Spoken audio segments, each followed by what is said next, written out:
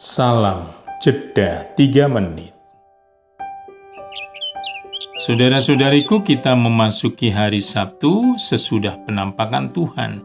Dalam Injil Yohanes 3 ayat 22 sampai dengan 30 dikisahkan kesaksian Yohanes tentang Yesus. Yesus dan para muridnya ke Yudea untuk tinggal di sana dan membaptis. Dikisahkan bahwa Yohanes pun membaptis juga di Ainon, dekat Salim ayat 23. Disebut juga Ain Farah. Namun tempat tersebut tidak dikenal dalam seluruh kitab suci. Fakta tersebut ingin mempertegas bahwa peranan Yohanes Pembaptis dalam tradisi Injil Yohanes makin diperkecil. Hal ini ditegaskan lagi dengan menampilkan Yohanes Pembaptis hanya sebagai saksi. Yohanes 1 ayat 15. Setelah itu Yohanes Pembaptis turun dari panggung Injil karena dia dimasukkan ke dalam penjara oleh Herodes. Ayat 24. Kelompok orang-orang yang meyakini bahwa Yohanes Pembaptis adalah Mesias tetap eksis di Efesus pada sekitar tahun 54 Masehi.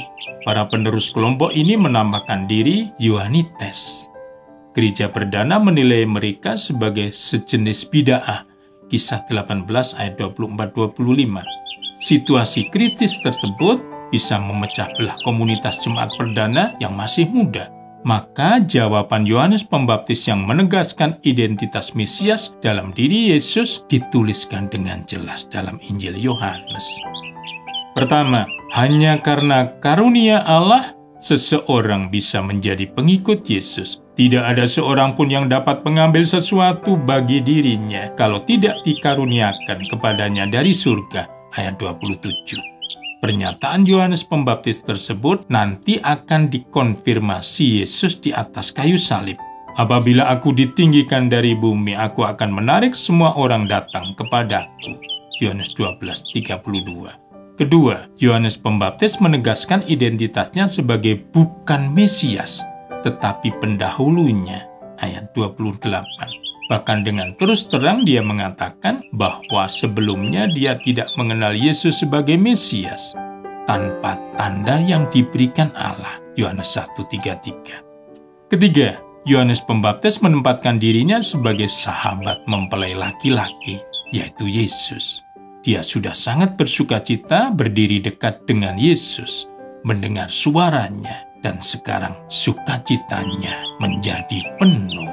Ayat 29.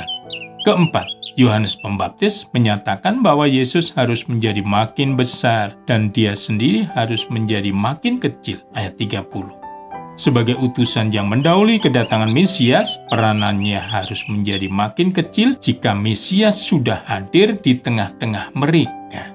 Di sini, Yohanes Pembaptis berbagi pengalaman hidup mistiknya. Askese yang dijalaninya di padang gurun membuka pengalaman mistik baginya. Dalam ungkapan Santo Paulus, aku hidup, tetapi bukan lagi aku sendiri yang hidup, melainkan Kristus yang hidup di dalam aku. Berkat Tuhan dan salam jeda 3 menit.